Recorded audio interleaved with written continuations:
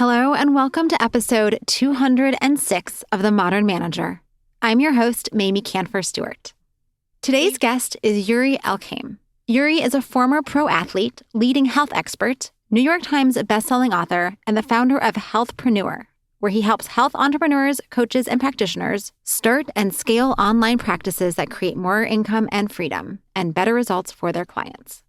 Yuri and I talk about creating the parameters for people to take on additional responsibility and autonomy while meeting the standards and expectations that you have set for them. We talk about creating principles, the importance of effective onboarding, and finding the balance between micromanaging and being totally hands-off. Just a quick heads up that there is one part where there is some bad language, and so you might not want young or sensitive ears to be listening. So if you've got others around and are worried about some bad language, maybe put on some headphones or hold off on this episode for another time. Now here's the conversation. Thank you so much for joining me today, Yuri. I am super excited for this conversation because delegation is one of those things that is just so essential for every manager. Yeah, totally. I'm excited to be here. Thank you for having me. Mamie, I love geeking out on this stuff, so it's a lot of fun. So to start us off, why don't you explain, how do you think about this concept of delegation and getting things out of your head and into someone else? Yeah, I think regardless of the business you're in, regardless of the type of work you do, I think the way I look at this is all of us are an algorithm that we just don't know yet.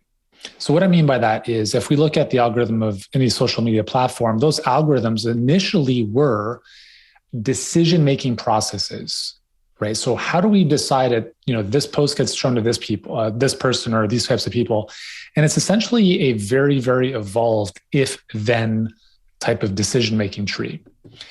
And if that's the most advanced version, obviously, that's pretty advanced. If we take that all the way back to version 1.0, where that starts is really asking ourselves the question, which is, how do I make decisions? How do I do what I do? And I don't think a lot of us take the time to think about that because we're so busy doing the stuff. And I think one of the most valuable things that we can do as contributors to a team or managers of a team is have time where we need to be player coaches, right? So there's times where we have to do the work. There's times where we're coaching other people. But I do think there needs to be time where we sit back and just almost like an out-of-body experience looking at how we do what we do.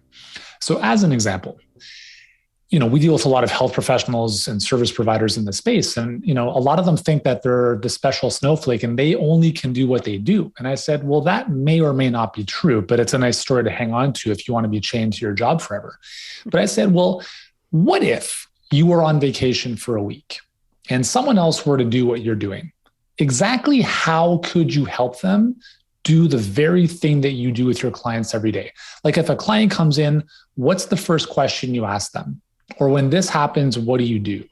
And again, we all can do this. It's really about extracting our own process, documenting it, and then I think stress testing it. So looking at, okay, I've documented kind of how I do this or how I make this decision.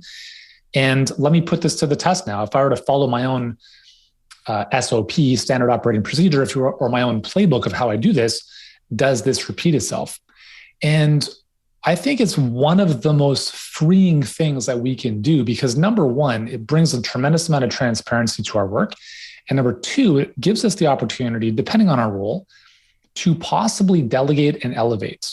Because if you can get to a point where you no longer have to do what you're doing and someone else can, they might say, well, how do I do this? We're like, well, here's exactly how I do it. There you go, plug and play. And then obviously you want to support them, coach them through that. But that's how I think of this at a high level. It's just really like stepping back and evaluating how we make a decision and trying to do our very best to document that so that we can replicate it and so can someone else. Does that make sense? It does. And I was actually having this conversation with a client today because he's going on vacation and he's like, I want to give my team, I want to empower them to make decisions without me, but I also don't want terrible things to happen if they don't run things up the chain that really need an extra set of eyes.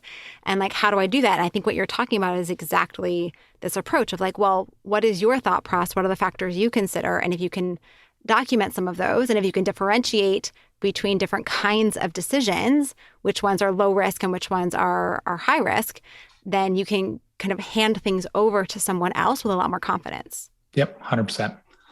It's really like, I think a lot of businesses know about, standard operating procedures and documenting systems and stuff. And we're kind of doing that, but for us as individuals. I was just watching the movie The Founder last week with my son for the second time. And I think it's one of the most amazing movies for any business owner or even manager to be watching, because the beautiful system that they had built within that kitchen at the first McDonald's is just, it is such a beautiful illustration of what's possible when you can do this, right? It's just like, how do we make a hamburger? All right, we put exactly 3 pickles on, 2 squirts of mustard, ... And it's like, that's how McDonald's would not be what McDonald's is now without that type of system, right? You can't have one McDonald's across the world putting 5 pickles on and, somewhere else in the world it's 2. Like, there has to be standardization. There has to be quality control, but it all starts by documenting what that process is. And we can do that as a business. We can also do that as individuals. So how do you figure out what are the right areas for you to be documenting in this way? Because it seems like there are some ways of working that probably make a lot of sense and some that are like, I would never figure out how to even start documenting, or it just doesn't make sense because I don't need to be that prescriptive to my team. Like I need to find the right balance between providing guidance and being a micromanager. Yeah, 100%. First and foremost, I think we should all start with tasks that are below our pay grade. So, if we're starting off doing a lot of stuff, again, I'm speaking from my experience as an entrepreneur and business owner, you kind of wear all the hats, but some of those hats are much more valuable than others. So for instance, having a selling conversation with a prospective client is most likely the highest value activity for most people to do in that role. And, worrying about what to post on Instagram is probably the least valuable thing. So it's about saying, okay, well, if I'm going to do this or not do this, like if I'm taking $10, $15, $20 an hour tasks that I'm doing on a routinely basis, let me document how I do those. If I'm uploading a video and, there's a specific type of description we use, well, let me document that, because that's something someone else could do. It's a repeatable procedure or a repeatable process, right? And really, I think anything we're doing more than once should be documented at some level. Even creation. I've made it like part of my journey has really been about figuring out how do we extract the creative process so that it's not just like this hit of inspiration and like you're the only person who can do it, but how can we systemize that in some way, shape, or form? And I think that's a very, very high level where, at some point you can outsource what your genius is to some degree, is like that ideation. But I think at a very, very, very basic level, it's looking at the things that are the lower value activities in terms of dollars per hour, and getting those off your plate to the best of your ability. Now, again, it depends on the role you're in. If you have to do that stuff, you have to do that stuff. But I think as a manager, I think one of the most important things that we can be doing is always, valuing what's the best use of our time. I think, as a manager, one of the best uses of your time is coaching your team, spending more time giving feedback, coaching, support, stuff outside of that. If it's repeatable, get someone else to do it if you can. I think, if you can have an assistant, VA, EA, whatever, get them doing a lot more stuff that you don't need to be doing so you can spend more of your time doing the high leverage, high value activities. So that's where I would start in terms of kind of documenting those things so that you can always, again, I just use this kind of this frame of elevate and delegate. So it's like you did something last year that ideally you can kind of move out of. All right, cool. So we're elevating out of that. We're delegating that to someone else. But I do think there's obviously a danger of delegation as well, which we can touch on if you want to. I think there's obviously issues with quality control and coaching and making sure people are doing things the proper way. So there is that element of micromanaging that you talked about. But I think I'll just, real quick, one of the mistakes that I've made in my time as a business owner, we've employed, we've got a team of close to 30 people that are all remote. And obviously there's, companies with hundreds and thousands of people, which are obviously much bigger. But I think one of the dangers that we have fallen into, or that I have fallen into, is I don't want to do this thing anymore. Therefore, I'm never going to touch it. So I'm going to give it to someone else and I'm never going to put eyes on it ever again. And initially that was like, it was almost like, I don't even want to touch this, get it away from me. You take it. I never want to hear about it again. Initially, that's how it was. And then it was, okay, if you're a little bit more junior, I'm going to show you exactly what to do. And I'm going to provide some coaching until you're up to speed and getting things done properly. And then, I can kind of step out of that a little bit more and you have the reins to making that process over and over again, to the standards that we want. But one of the realizations I had recently was I didn't take that approach with relatively high level individuals. So we had an agency that was running our ads for a while. And these guys were, one of the best in the industry. So when they came on board or we, decided to work with them, we gave them all the onboarding stuff in terms of what they needed from us. And then we just said, cool, here are our KPIs, just make them happen. And we had two of the worst months in our business.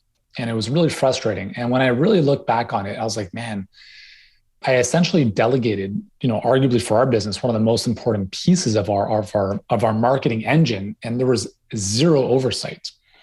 And the realization that I had is that for me, at least, and for our business, is anyone that we bring onto our team needs to be directed and micromanaged every single day for at least the first 1 to 2 weeks. I don't care how junior or senior they are, because you have to align people in terms of, obviously core values, the way you work. But if you can nip things in the butt right away, they don't get out of control over time. It's like an airplane that corrects for the crosswind. If it does, like if you're flying from New York to LA, there's crosswind usually. So airplanes have to correct for that. If they don't, they would end up in Mexico City. So what I'm saying is, like, if you can correct for the crosswinds really early on in the relationship, you're much more likely to have someone over time who understands, all right, this is how things are done. This is what I'm expected to do. This is good. This is not. And that's the mistake that I've made delegating, is just kind of delegating something and just checking in once in a while. And you get to that point over time, but there needs to be a process of, I don't even want to use the word micromanaging, but maybe it's directing, giving people specific, here's how we're going to do things. And then over time, you start to coach them a bit more. And then you kind of step back a little bit more and you're like, hey, I'm here when you need support. And then you really just almost step out of that altogether as they take full ownership and expertise over that role or that specific area. But again, it's an evolution. I don't think it's like, here's the thing, do it, I never talk to you again.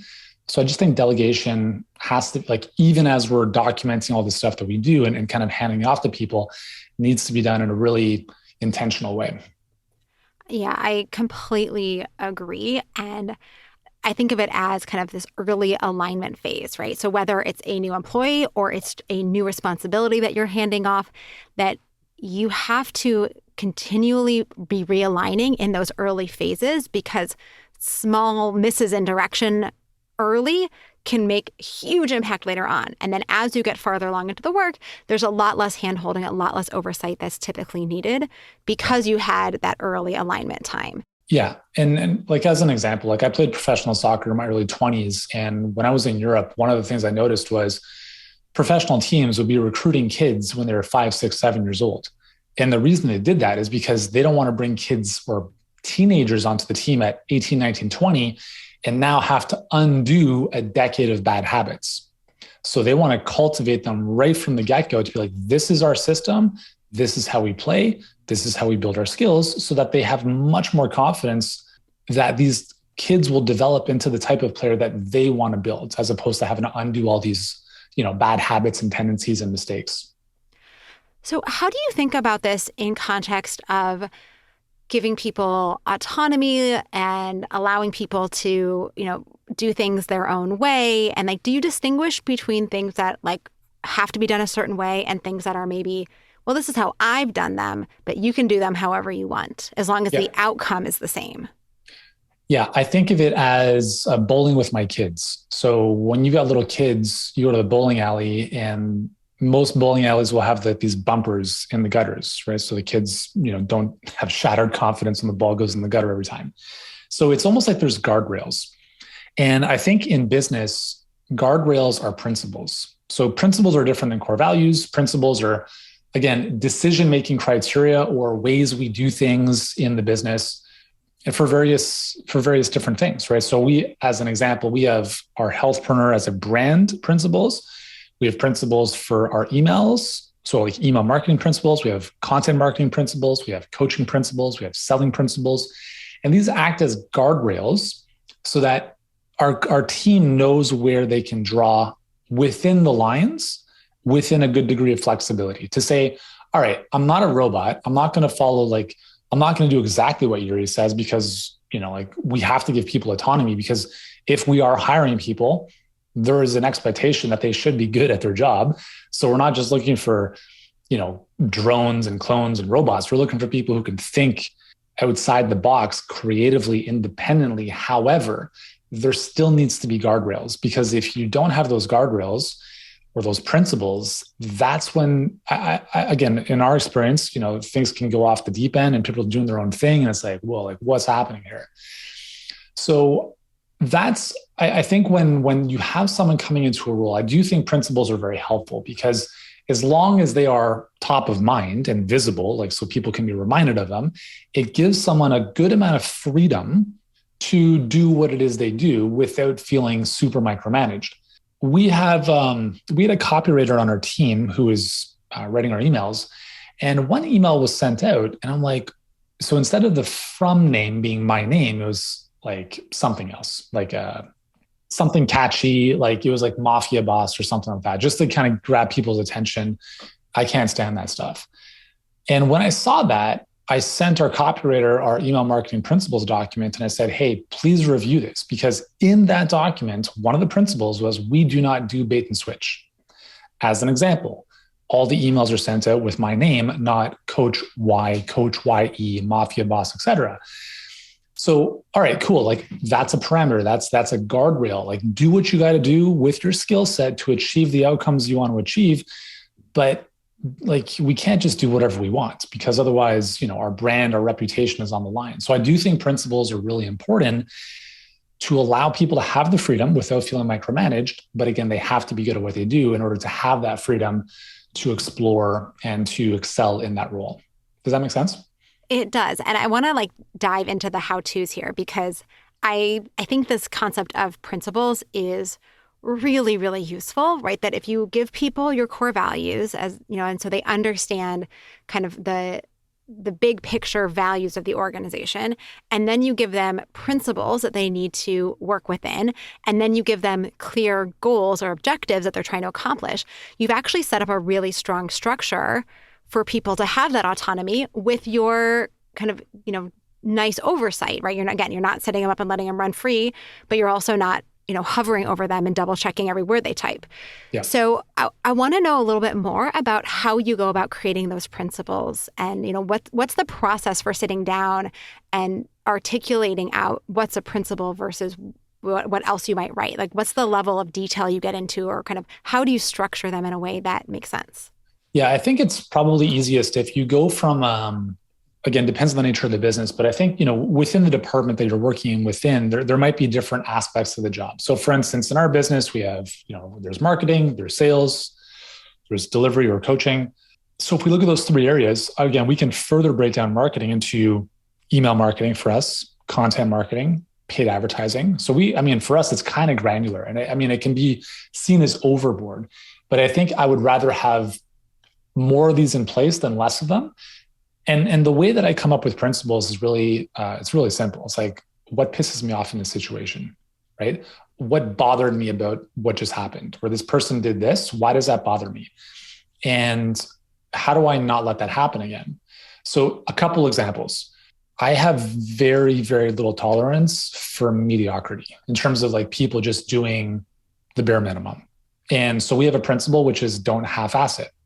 So whether you're putting together a report, putting together a listing on like a new YouTube video with a description, or you're coaching one of our clients, like do the best you can possibly do, right? And I think this is part of the exploration of, again, depends on the nature of the role. Like as the CEO of a business, like it's in some way, shape, or form a reflection of you and how you see the world.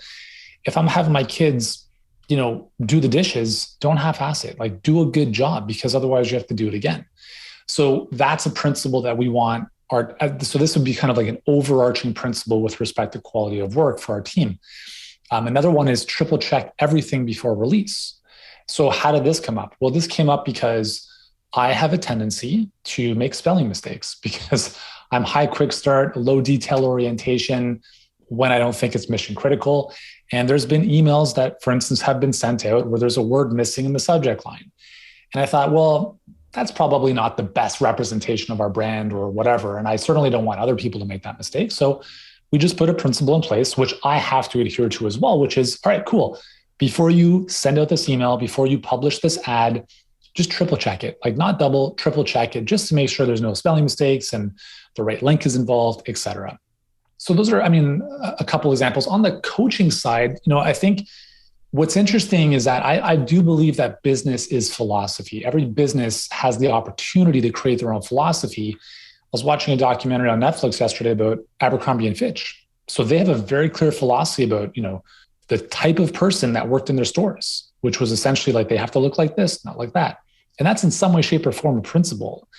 And so I think within a business, it's always very interesting to say, okay, well, what is the type of experience that we want to create here for our customers or clients? So as an example, one of our principles with respect to how we work with our clients is teach them how to fish. So we know that most humans would rather have stuff done for them. But I have a core belief that if we can empower people to do the stuff themselves, we do a much better job at serving them. So for us, it's a balance in terms of how we coach our clients of there's some stuff that we do for them, but at the same time, we're big believers in helping them build skills that they'll have for life.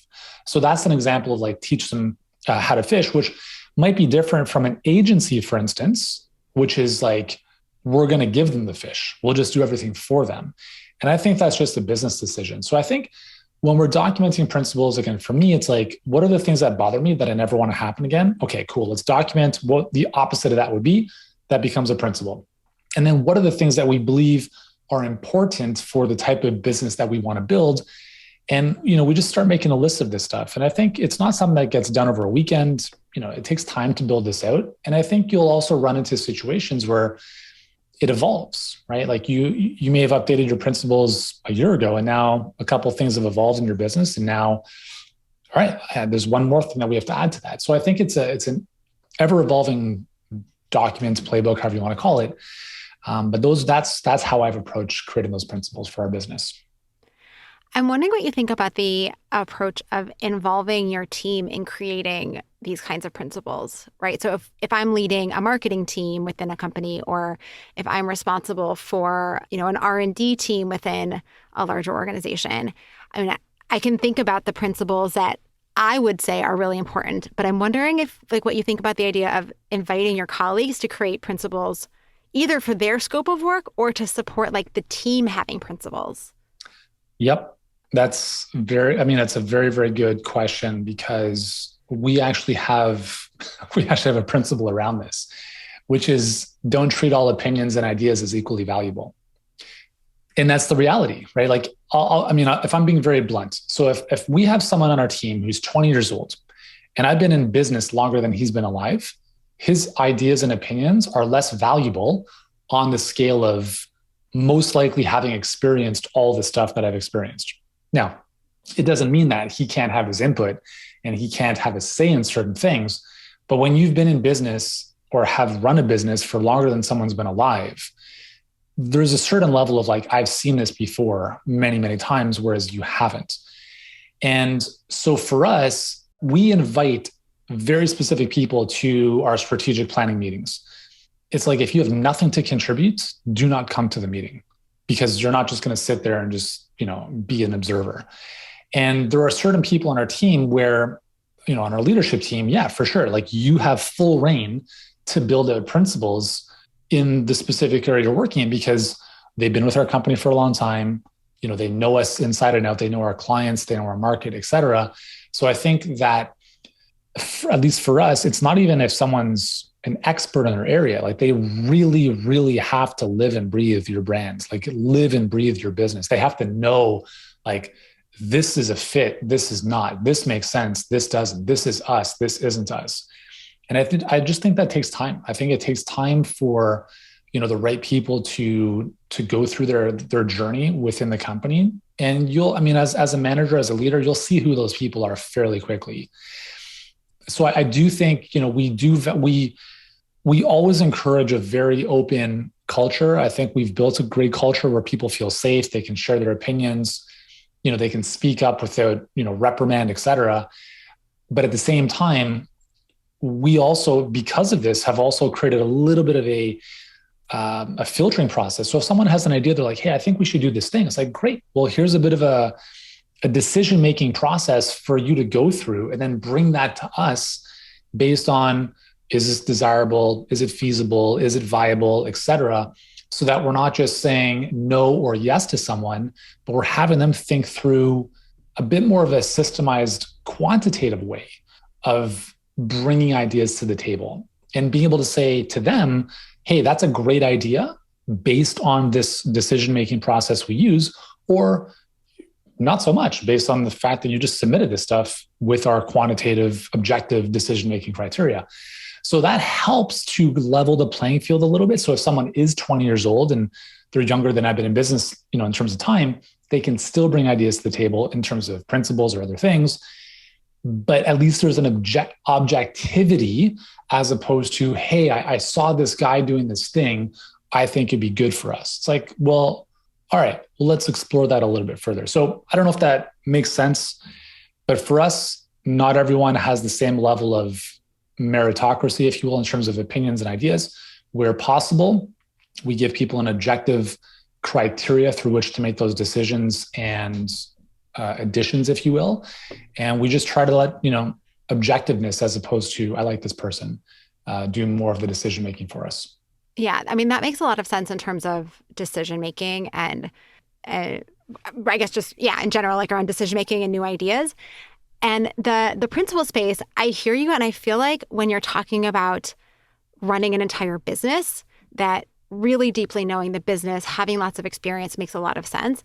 And I'm imagining for a lot of the people listening, that's not their position, right? They're running a small team, or maybe they're running a department. And there's, I think, an alternative approach, which is to say everyone's the expert of their domain. And if I'm creating principles for the marketing department, our marketing team, and I have a colleague who is the person who's responsible for our email marketing, I can co-create with them what those principles would be for 100%. Our email marketing, as opposed to only allowing the people at the top. But I think it's about scale, right? I think what I'm hearing you say is that it's about finding the right people for the right level of principle writing. So if you're writing for the whole company, it's a different thing than writing for a particular set of responsibilities in a job. Yeah. And again, I do think it comes down to the level of hires you're making, right? If you're bringing people in who, they're just kind of filling the time and doing the basic stuff, it doesn't make sense. If you have people that are true experts in their field, A+ players, and they've been in the role within the company, their business for a little bit, they can start to add their own 2 cents to it. And I do think that in general, co-creation is always going to be better, 100%. It's just, you have to make sure you're co-creating with the right people, because I don't think there's anything more dangerous. I mean, there's a lot of dangerous things, obviously, but I think one dangerous thing is having too many cooks in the kitchen. And at some point there needs, even within a team, I mean, I see a team within a business as a business within a business, right? Like, if you're the leader of a team or the manager of a number of people, you can think of that as a small business within a larger business and approaching it in a similar vein, right? But again, I don't think there's a right or wrong way to do things. I think that's why, like I say, business is philosophy. But to your point, 100% co-creation for the most part is usually going to be better. Well, unfortunately, we're out of time now. So can you tell us about a great manager that you worked for and what made this person so fantastic? So my first job was selling appliances at Future Shop, which is kind of like, I think they were bought by Best Buy. And my manager was not a good manager, but interestingly enough, my senior sales rep, so the sales rep that I kind of learned from, he was a much better quote unquote manager, even though he wasn't my manager. And I say that because he took the time with me every single day to teach me, to coach me, to give me feedback. Whereas my quote unquote real manager was just like, why didn't you hit your numbers? And I'm like, yeah, that's that for me, that wasn't a great manager. So in this case, it was kind of like my colleague who was my senior, who I think demonstrated better management characteristics. Well, how lucky that someone, a skip level above you took the time to support you in that way. That's really fantastic. Yeah. And where can people learn more about you, Yuri, and keep up with your work? The easiest place is Instagram at Healthpreneur. If you're on Instagram, hit me up, just drop me a memo if you like. Also on YouTube, if you type in Healthpreneur, I've got hundreds of videos on various topics related to business, mindset, success, sales, all that stuff. I just give away all my best stuff because I like to. So yeah, I'd say YouTube and Instagram, probably the two best places. Awesome. Well, thank you so much for joining me today. Yeah, it's been great. Thanks so much, Mamie. This week, instead of a guest bonus, I am sharing the worksheet for Module 3, Lesson 4, Communication is Key, from my course on delegation, The Modern Manager's Guide to Effective Delegation. I am also providing a massive discount on the full course. You get it for 90% off. This worksheet and discount are available for members of the Modern Manager at the Sprout level and above. To become a member, go to themodernmanager.com/join. All the links are in the show notes, and they can be delivered to your inbox when you subscribe to my newsletter. Find that at themodernmanager.com. Thanks again for listening. Until next time. Meetings are one of the most critical components of healthy collaboration, and teams are at the heart of how we work. Meteor helps you use your time in meetings productively, build healthy relationships with your colleagues, and move work forward. To learn how we do it, visit meteor.com. That's MEETEOR.com.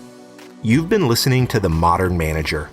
You're already becoming a rock star boss of a thriving team, I can tell. To ensure you never miss an episode, subscribe to the show in your favorite podcast player and join the mailing list at mamieks.com/podcast. That's MAMIEKS.com/podcast to get show notes and other special content delivered directly to your inbox. Thank you so much for listening. Until next time.